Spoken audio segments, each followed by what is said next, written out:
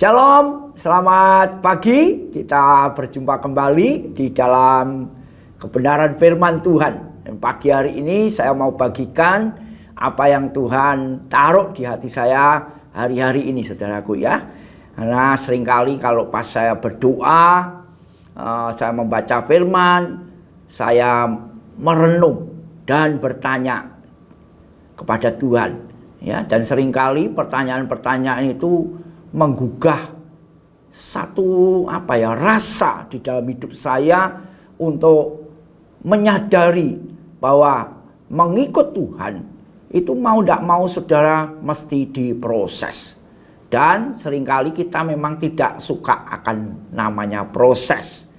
Tapi mau tidak mau Alkitab mengajarkan akan perkara itu, bahwa semua orang harus diproses. Supaya apa? Supaya melalui proses itu kita menyadari bahwa tanpa Tuhan, sekali lagi ya, tanpa Tuhan, saudara dan saya ini memang tidak berarti apa-apa, saudara.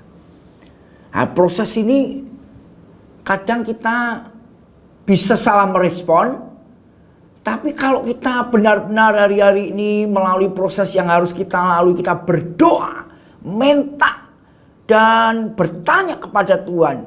Tuhan, ini proses, tolong aku untuk mengerti. Proses ini akan membawa kita semakin membuat kita bergantung penuh sama Tuhan. Mari kita baca di dalam 2 Korintus pasal 4 ayat 7. Rasul Paulus mengatakan demikian, tetapi harta ini kami punyai dalam bejana tanah liat.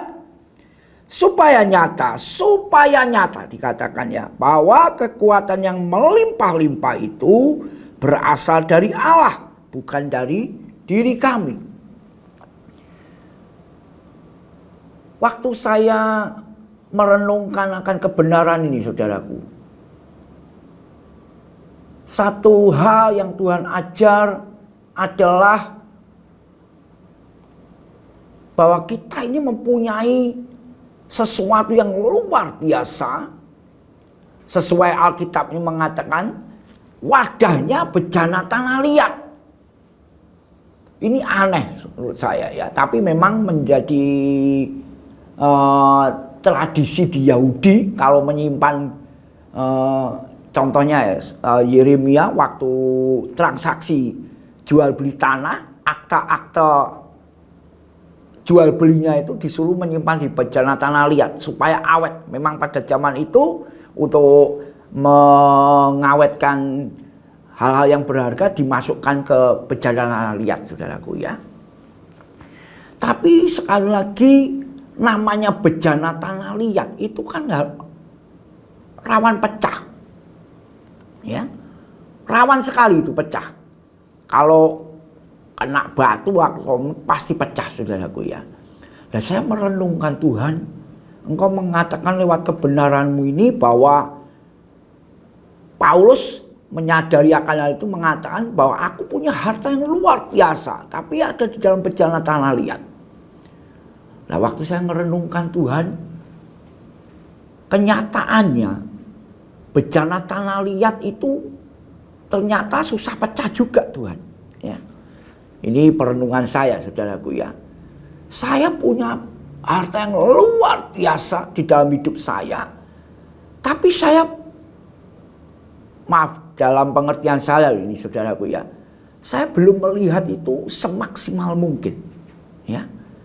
Nah, bagaimana cara melihat harta yang luar biasa itu adalah ya tentunya bejananya harus dipecah, saudaraku ya.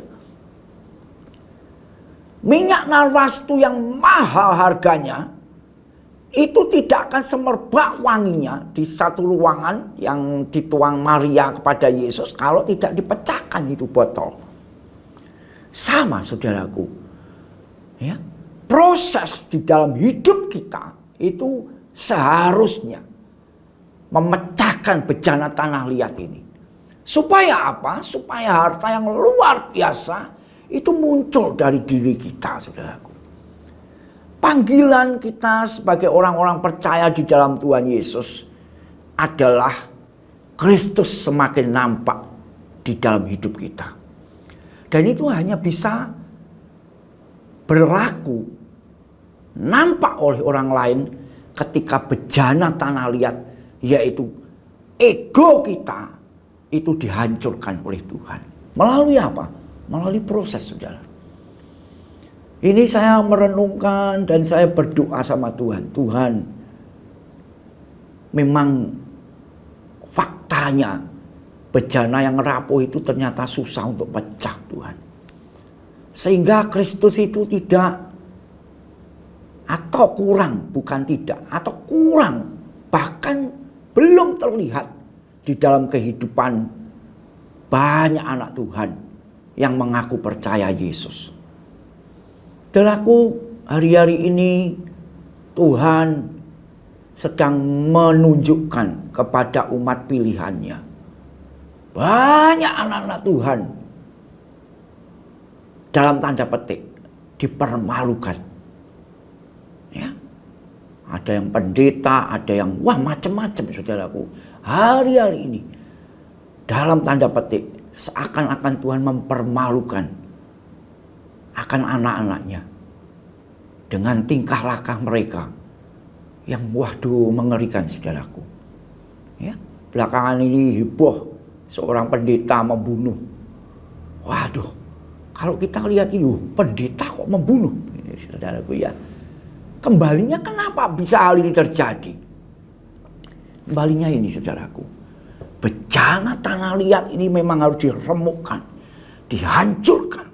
Supaya apa? Supaya Kristus yang nampak. Satu perkataan yang luar biasa yang diucapkan oleh Yohanes Pembaptis ketika murid-muridnya berbicara kepada Yohanes. Yohanes ngomong satu hal yang luar biasa. Dia harus semakin besar, aku harus semakin kecil.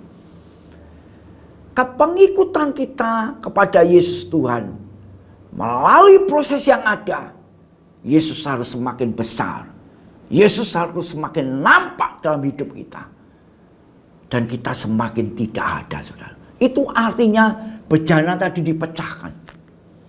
Ya. Paulus menulis dengan luar biasa. Saya bacakan ulang, dikatakan begini. Tetapi harta ini kami punyai dalam bejana tanah liat, supaya nyata bahwa kekuatan yang berlimpah-limpah atau melimpah-limpah itu berasal dari Allah, bukan dari diri kami. Ya. Paulus, kalau kita melihat di Alkitab, ini rasul yang luar biasa, saudaraku. Ya. Mujizatnya, pewahyuannya luar biasa, dampaknya sangat besar. Ya. Tapi dia sadar bahwa ini semua berasal dari Allah. Nah, ini menjadi perenungan saya, ya. Dan saya harap ini juga menjadi perenungan buat saudara, bahwa bejana tanah liat ini harus diremukkan, dihancurkan, supaya apa? Supaya nyata bahwa yang ada di dalam diri kita ini adalah Yesus Tuhan. Mari kita berdoa. Terima kasih Bapa, kami ucap syukur buat firman-Mu pagi hari ini. Kami sungguh-sungguh berdoa supaya melalui proses-proses yang harus kami lalui, itu menjadikan bejana tanah liat ini diremukkan, Tuhan. Supaya Yesus Tuhan yang ada dalam setiap kehidupan anak-anak-Mu semakin terpancar keluar. Sehingga orang lain kalau melihat kami dilihat sebagai murid-murid Tuhan.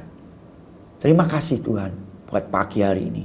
Kami bersyukur, kami menyambut firman-Mu dengan penuh sukacita. Dalam nama Tuhan Yesus. Amin. Tuhan memberkati.